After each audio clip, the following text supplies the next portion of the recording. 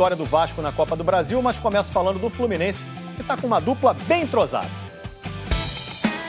Com 2 fotos na rede social, o Fluminense destacou o primeiro gol do Kaique e o gol de número 399 do Fred. Foi tipo uma assistência pro ídolo brincar com o moleque de Xerém. Faltam só 398 para encostar, craque. E o Fred ainda sugeriu que o Kaique procurasse os melhores lances dele na internet. E escreveu: em 3 dias dá pra ver tudo. O Kaique respondeu que já começou a ver. Mas não são 3 dias, né, Fred? Nem 3 segundos. O gol mais rápido do futebol brasileiro é dele. 3 segundos, pumba, gol. Esse gol do Fred foi em janeiro de 2003, 5 meses antes de o Kaique nascer.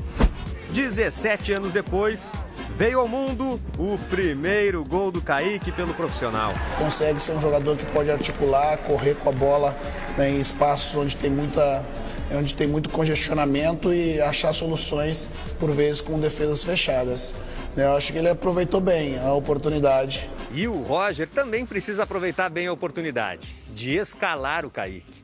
Porque a venda do jogador para o Manchester City da Inglaterra está bem encaminhada. Mas até o fim do ano, ele deve ficar por aqui. Para fazer gols e comemorar com o gesto de bigode em homenagem ao pai Demir, o cartão de visitas no profissional já foi entregue. O zagueiro Joel Carli foi apresentado há 24 dias. Seja bem-vindo, Carli. Até foi relacionado nos últimos 3 jogos, mostrou no vestiário um pouco da liderança que a torcida já conhece. Vamos jogar simples, vamos jogar companheiro, vamos aproximar, vamos proteger o companheiro, bora! Mas o dia de ver o antigo capitão reestreando com a camisa do Botafogo ainda não chegou. A última vez que o Carli disputou uma partida foi no dia 14 de janeiro, há quase 3 meses, quando ele ainda estava no Aldosivi da Argentina. E nesse último jogo, ele sofreu uma lesão na coxa direita. Dos 12 novos contratados, só o Carli e o lateral esquerdo Rafael Carioca ainda não jogaram. Mas o Rafael foi apresentado só na sexta passada, 2 dias antes do jogo contra a Portuguesa. Dos outros reforços, 6 foram titulares nas últimas 3 rodadas. Douglas Borges, Jonathan, Gilvan, Matheus Friso, Felipe Ferreira e Marcinho. O Botafogo vem de 2 empates, é o 5º colocado do Campeonato Carioca e no sábado vai enfrentar o Volta Redonda. Um encaixe melhor e um entrosamento melhor da equipe, a gente possa ter mais imposição e voltar a vencer os jogos, que essa é a vontade de todos nós e a gente está trabalhando para isso.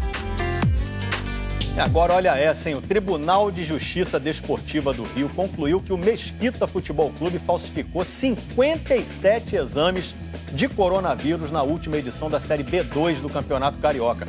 A Procuradoria denunciou o atual presidente do clube, Ângelo Benacchio, o ex-presidente Kleber Lousada e o gestor, Antônio Carlos Dias de Souza. O Mesquita informou que estava sob a gerência de uma empresa terceirizada que ainda não foi notificado pelo TJD do Rio. Nós não conseguimos contato com o gestor Antônio Carlos. Já a agência desportiva Passe Certo, empresa que gerenciava o clube no período das irregularidades, disse que o responsável está internado com Covid. A gente vai continuar acompanhando. Campeonato Mineiro agora, hein? O líder Atlético venceu o Pouso Alegre, vitóriazinha simples. Vamos ver os gols, então? Cruzamento na área, Vargas. Só resvalou de cabeça, o Atlético venceu o Pouso Alegre 1-0. Agora o Cruzeiro, que venceu o Coimbra 1-0, gol de William Potker. E depois o segundo gol do Felipe Augusto, já no fim do jogo. O Cruzeiro subiu para a 3ª posição do Mineiro. Daqui a pouco a gente vai mostrar a classificação do Vasco na Copa do Brasil, mas Bahia, Vitória e Boa Vista também passaram ontem. Já o Volta Redonda chegou perto, mas muito perto, mas não classificou. 1-0, 2-0, 3-0. Tudo isso só no primeiro tempo. Foi o que o Volta Redonda fez contra o Juazeirense lá na Bahia. Luiz Paulo abriu o placar com 4 minutos de jogo. 5 minutos depois, foi a vez do Gabriel Pereira. E aos 17, Aleph Manga fez 3-0. No intervalo do jogo, o clube comemorou. Primeiro tempo avassalador do Esquadrão de Aço. 3 gols em 20 minutos. O problema é que é difícil ter moleza assim na Copa do Brasil, hein? Competição de mata-mata. Veio o segundo tempo e com 9 minutos, Danilo Nazaré descontou. E o Wendel fez mais um para o Juazeirense. E antes de contar o resto dessa história, precisamos falar sobre o meio-campo Canu, que chegou com moral no clube. Posso anunciar? Beleza, um abraço. Olá, torcida do Cancão. Acabei de fechar a maior contratação de toda a história da Juazeirense. Ele vem para fazer a diferença. Canu fez a carreira fora do Brasil, já disputou até Liga dos Campeões. E contra o Volta Redonda entrou no segundo tempo e, olha, fez a diferença mesmo. Marcou nos acréscimos o gol que levou a decisão para os pênaltis.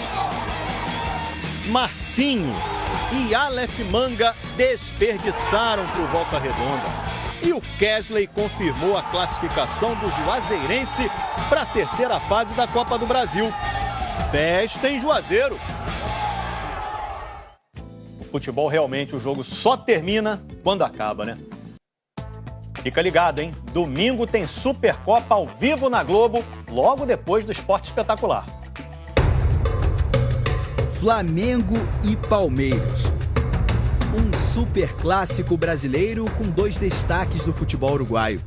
Um chegou ao Flamengo no início de 2019. O outro chegou ao Palmeiras na temporada 2020. Em comum, trilharam um caminho vitorioso nos dois clubes. Campeão brasileiro de 2020! Clube de Regatas do Flamengo! Palmeiras campeão da Copa do Brasil 2020! O lateral esquerdo, Matias Vinha, tem 52 jogos pelo Palmeiras. 3 gols marcados. E além da Copa do Brasil, já conquistou a Libertadores e o Campeonato Paulista.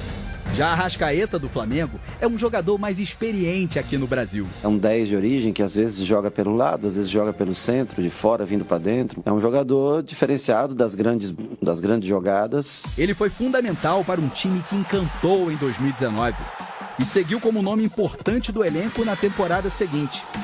104 jogos pela equipe rubro-negra, 32 gols marcados. Em boa fase no Brasil, Vinha e Arrascaeta são presenças constantes nas convocações da seleção uruguaia. E o lateral do Palmeiras não esconde admiração pelo futebol do camisa 14 do Flamengo.